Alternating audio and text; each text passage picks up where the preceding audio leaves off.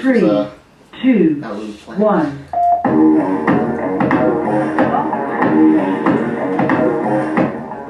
So we're here. Welcome to Our Success America Radio.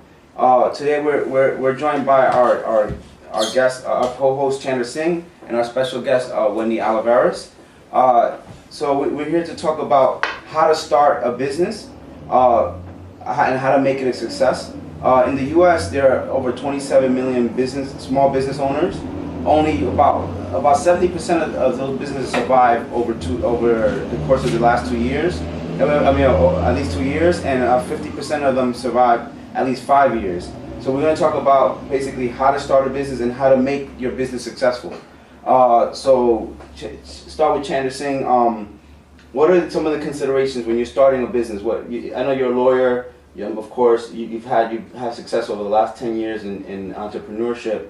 What are your considerations in terms of starting a business? Okay. Thank you. Greetings everyone out there. Thank you, Jeff and Wendy. It's my pleasure to be here with you today. Basically, the first thing that I think that's very important in starting a business is, of course, identifying what you want to do. And then the most crucial part is writing a business plan. Being successful in business has to be very calculated. It doesn't happen randomly. When I started my law practice, I was 24. I did not have the benefit of writing a business plan, and it was a significant struggle to keep the business afloat, to generate the business. I think with a business plan, a solid business plan, it would have been a lot easier. Again, it can cause you a lot of stress. It can cause you a lot personally with personal relationships. If you're constantly working on the business, in the business as opposed to on the business. And that's very, very important principle to understand. So getting back to the most crucial feature, I think, is writing a solid business plan. And there are, many things you can research online how to write one. We have some basic principles here that I think are important for people to know out there if they're thinking of starting their own business, whether big or small. I think this is universal for individuals who want to start a business. And like I said, it's the end-all be-all to getting a really successful business off the ground. So you preference that when you started the business, it was 10 years. You've been in the business 10 years already. My law practice has been for 10 years. Yes. You did not set up a business plan. No, I did not. So you talked about the problems that you had doing that. What some of the because everyone wants to get going. You have a great idea. You want to get moving. You want to start making money, and that's always the inclination. And it's not you don't feel like doing that homework is worth it in the beginning. You want to just start going. Absolutely. So what happened? What was give some examples? Oh my God. All right. So, I don't even know where to begin. There's so few. There's so many. Basically, for myself personally, I was very young, and I know a lot of people out there listening to us, young or old. We do have a lot of young membership. It's extremely difficult without a plan. For myself, coming out of law school, I worked for a couple months with a local attorney, and then basically saw how he operated, learned how to practice in my specialized field of real estate, and then started out on my own. At that point, I didn't have a solid plan to, say, build contacts in the business to generate the business. I was fortunate that I had some family members that were in the business that sent me business. Otherwise, I'd have been struggling. The other thing was operating the business, expenses, income and expenses, profitability, managing by statistics, seeing what's working, what's not working, and then developing a plan to cut costs or go in a different direction or look at another facet of law that could, be more rewarding than what I was doing. I got bogged down in just one sector of my practice, and it was difficult. It was just countless hours out, meeting people, going to events, many nights away from my family, really working weekends constantly. It was, mostly consumed me, and it was a 24-hour thing. I think with structure, it would have been much easier. By way of example, we started this investment company, myself and a client, last April. The growth of that company has dwarfed where I am now in my law practice simply because we had a business plan. And I give credit to my partner who isn't here today for developing it, because he managed his other business with a plan and statistics. And I can't emphasize enough how that has helped our growth exponentially. So you're talking about the FC investment? Yeah, FC Investments. I mean, that company had a solid plan of how we were going to market, get investors, look for properties, analyze deals, secure our investors' interest, resell the properties. I mean, there's a specific mind map for everything. Acquisitions, liquidations, finance. Any minuscule point of the business is basically detailed. So we have this operations manual.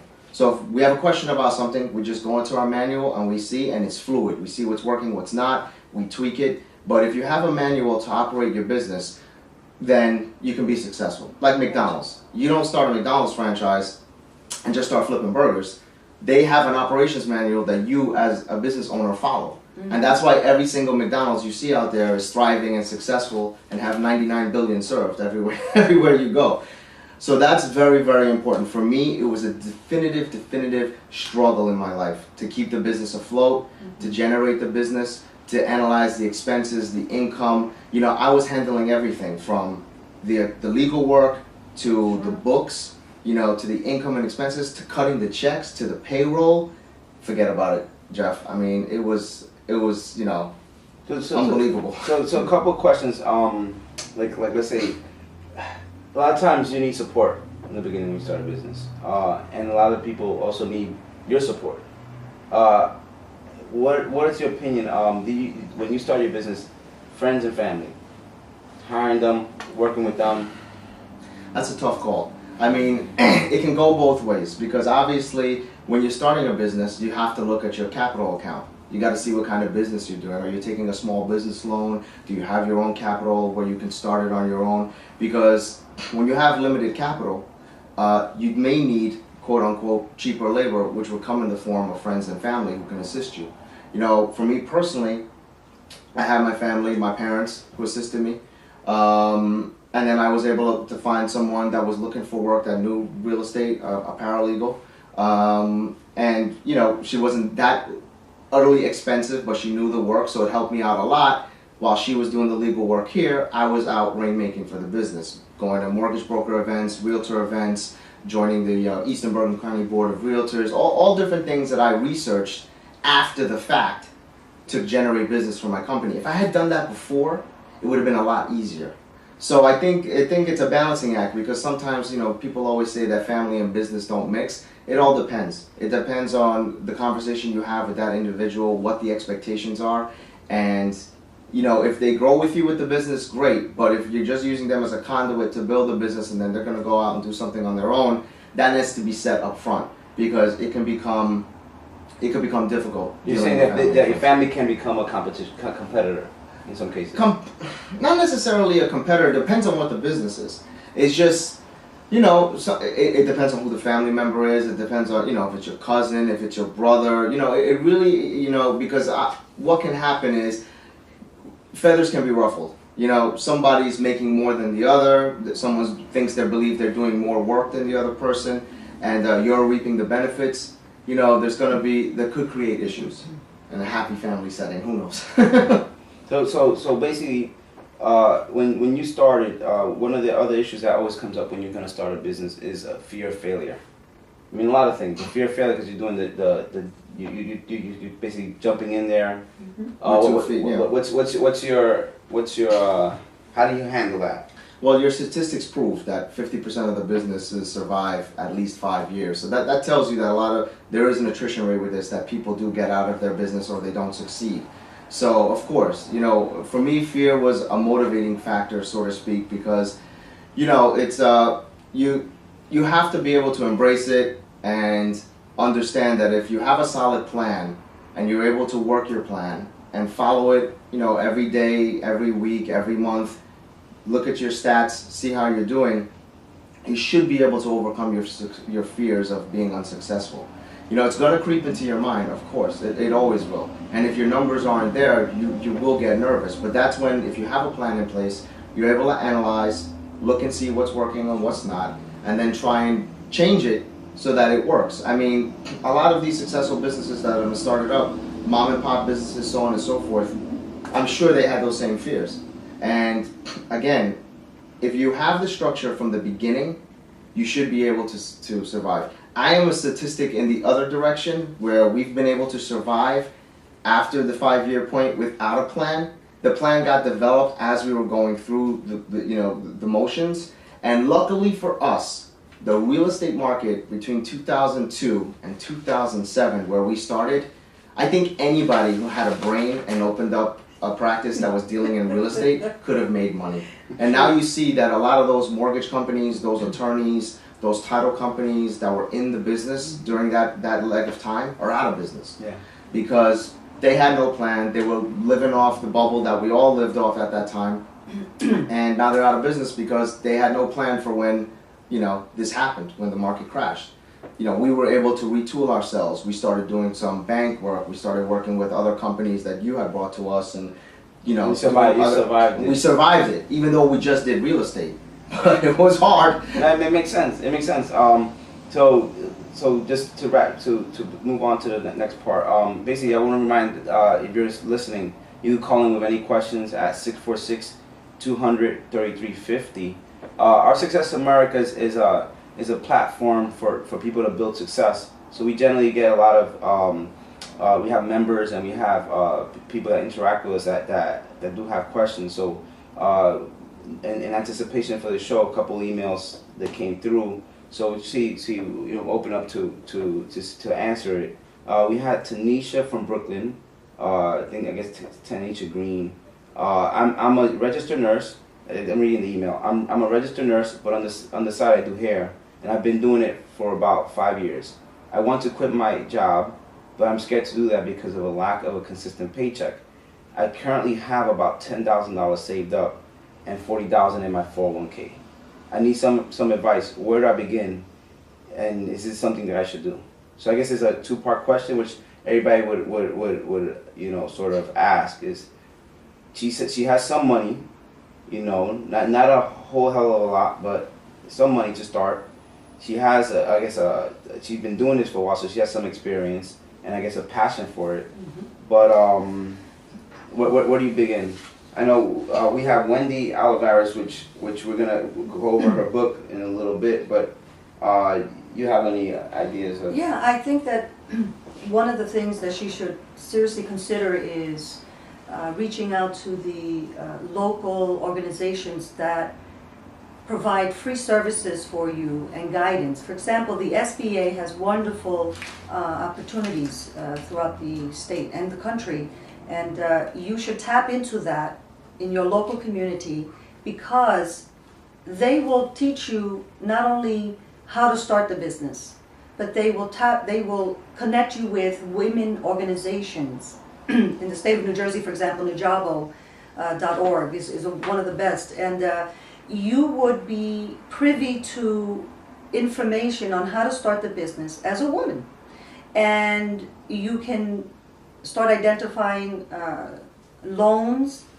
at a very low rate that can help you to start the business.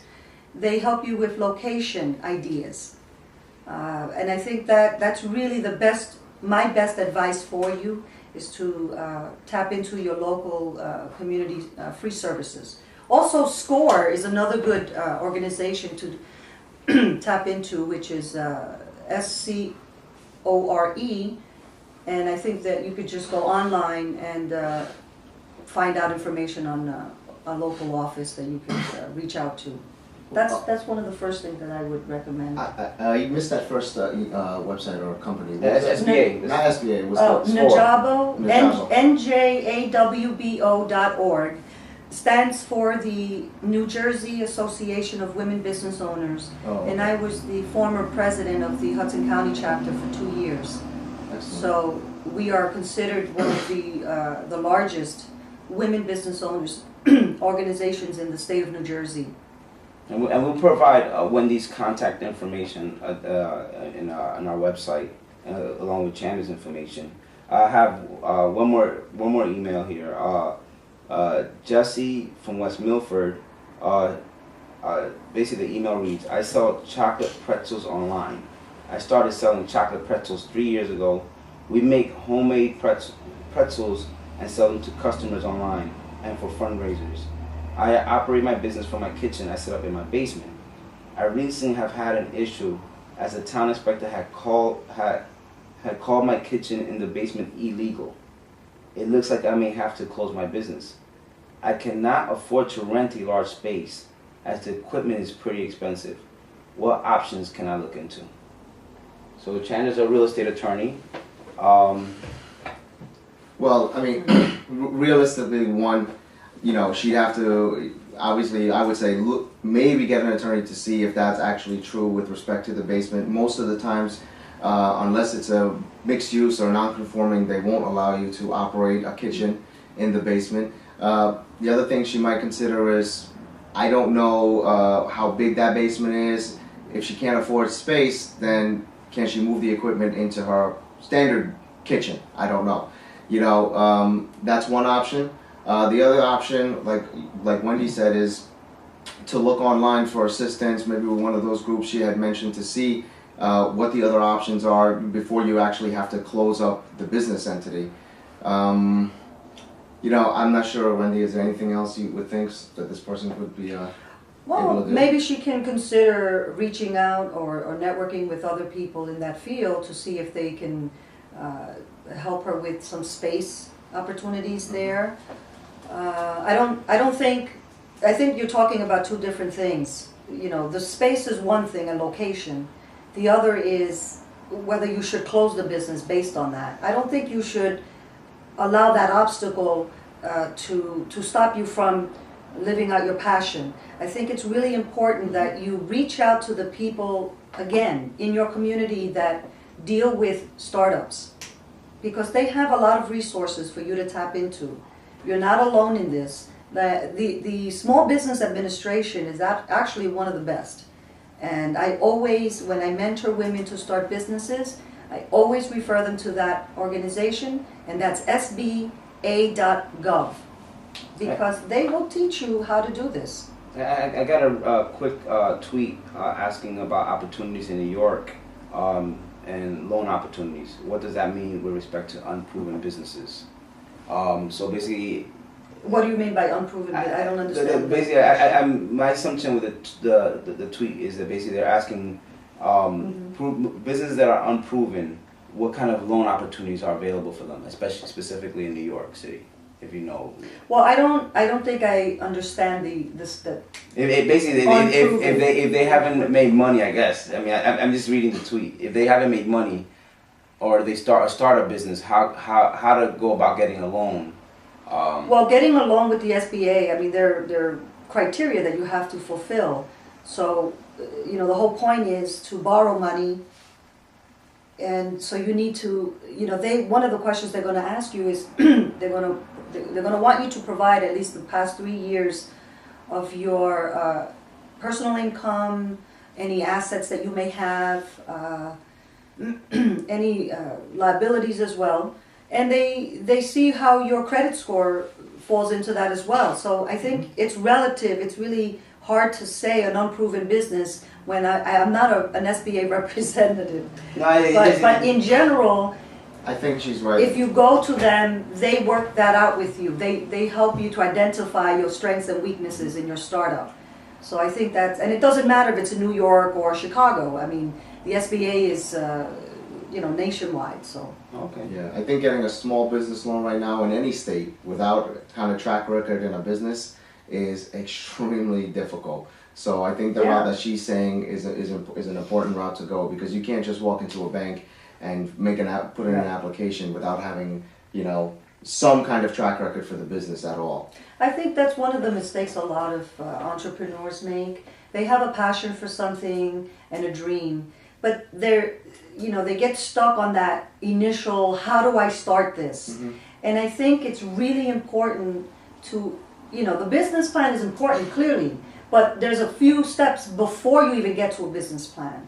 You have to know what it is that you want. Mm-hmm. You got to identify if it's a product or a service. You have to consider location. You have to consider your competitors in the marketplace. Most importantly, if you have the idea, you want to make sure that you are not infringing upon another business owner's logo, trademark, logo, or patent. You know, these are things that you need to consider. But fear is not an option, not in my book. So if you have an idea for a startup, regardless of the circumstances, please, I can't express this any more than I can right now. You need to reach out to local organizations that have been there, done that. That is the most important thing, because you don't want to feel isolated in your startup endeavors. You really want to be able to tap into what other people have done, you know, Absolutely. and what their failures are, because it's not just about success. It's about, you know, equally identifying other people's weaknesses and failures, because you learn from those lessons as well. So Just touching on that point, like we talked about last week, which is the goal setting. Yes. Knowing your compelling reason, why Yes. you want it. Yes. You know, it's gotta have a sense of urgency to you. You've got to really understand what you want to do, why you want to do this. Know your Yes. why, like we said, know your whys, and know them with passion. It can't just be I just want to have a hair salon. Exactly. So we brought Wendy Oliveras to our show. Basically, she's an award-winning entrepreneur. She's also been involved in a lot of organizations.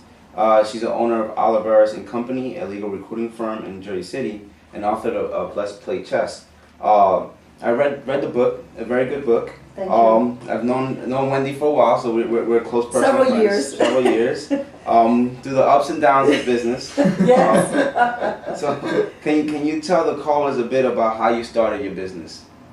Well, Oliveras and Company Incorporated is a legal search firm business, and I basically recruit attorneys in their job search, here and abroad, as well as support staff and HR professionals. My clientele consists of small, medium, and large law firms, as well as corporations. But my specialty is in the recruitment of intellectual property attorneys, which are patent and trademark lawyers. And how I got into that business is interesting. I had been a patent paralegal for 19 years in New York City, and in January 2000 I was laid off from a large company, a large law firm. And I, you know, did like everyone else does. I tweaked my resume and I went out hitting the pavement, and I went to a legal search firm, and I was thankfully recruited to become a legal recruiter. And I'm so grateful for that experience, because I never considered, you know, becoming a legal recruiter. It was just not in my mind at all. But I'm glad it did. I'm glad that that experience happened, because after being a legal recruiter for another search firm for a year, I decided that why give away 50% of my money when I can handle this on my own? I have the confidence to start my own business. Now, mind you, I had no idea how to do that. But luckily, I had a lawyer friend who I tapped into as a resource, and he basically guided me on how to incorporate and the type of corporation that I should, you know, file for, which is an S corporation. And 12 years later, you know, I'm here.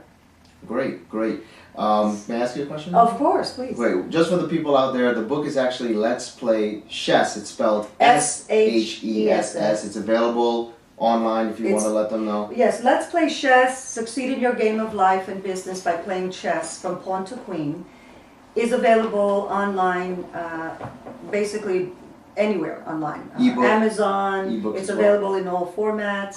Great. And my website is www.playchess.com, and you would be able to, you know, tap into all of my upcoming events and bio. And Wendy, if you real everything quickly, else. before I ask you this next question, if you just want to let them know your book signing event, where's that going to be? Yes, I actually have a book signing event at Sparta Books in Sparta, New Jersey on Saturday, February 2nd from 1 p.m. to 2:30 p.m. Right. And you can purchase the book beforehand. If not, you can certainly purchase it at the bookstore, which I'm very excited about. And also, you have an appearance on Brooklyn Savvy TV, January 7th, right? Yes, I will be a guest at on the Brooklyn Savvy television show on New York City TV Life channel. Yeah, I the think taping that's- is the taping is the 7th. We'll put it on the website when the airing is once Thank you know. you. Now getting back to your book because Yes. we only have about 5 minutes left. Okay. In the book, you equate business and life to chess. Yes. And one thing Jeff and I had a question about is, tell us a little bit about the analogy. How did you arrive at the analogy? Your thoughts about it? To Sure. explain to people. Well, basically, I've been playing chess for 35 years, and just for fun and to challenge my mind. And you know, chess is a game that mimics a battle of war between two minds, and you capture the king, you win the game. Mm-hmm. So during the economic downturn, I was faced with many challenges that I never thought I would be facing, business and personally. However, in my deep soul searching moment, or aha moment, if you will, I came up with the concept of, you know, I am who I am because I'm a chess player. And the skill sets that are inherent in the chess game, such as, you know, focus, memorization, analytical and critical thinking, you know, these skill sets we utilize on a daily basis. We don't realize we do. And as a result, Let's Play SHESS was born. And I'm saying to women that, you know, open your mind, learn a fun game like chess, because those inherent skill sets can be successfully transferred into your daily activities as well as business development. And so I've made that chess life and business development concept. It's really an ideology that I want women to adopt. Mm-hmm. And it can be a woman from any age or background. And my goal is really to spread the message of, you know, to inspire women to start playing chess, because, you know, I don't know if you know this, but there's only 3% of women competing worldwide, and that's a very extremely low percentage. So we need to change that. Yeah, I'll be honest. I wasn't a chess player growing up. I was more of a checkers player, just because I thought chess was a little too much for my brain. But if they read the book, someone picks up the book and reads it, do they have to have an intimate knowledge of chess in order to understand this, or they'll learn it as they go along? Well, you know, chess is a logical game, and clearly it has rules and regulations. Mm-hmm. You need to, in order to play successfully, whether you win or lose, it doesn't matter. Yes. But in order to play, you need to understand the basic rules and regulations. Mm-hmm.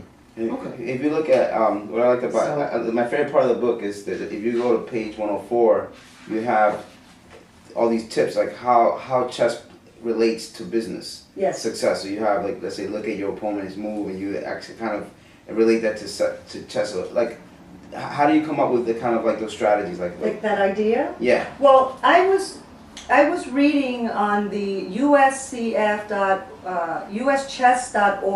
website.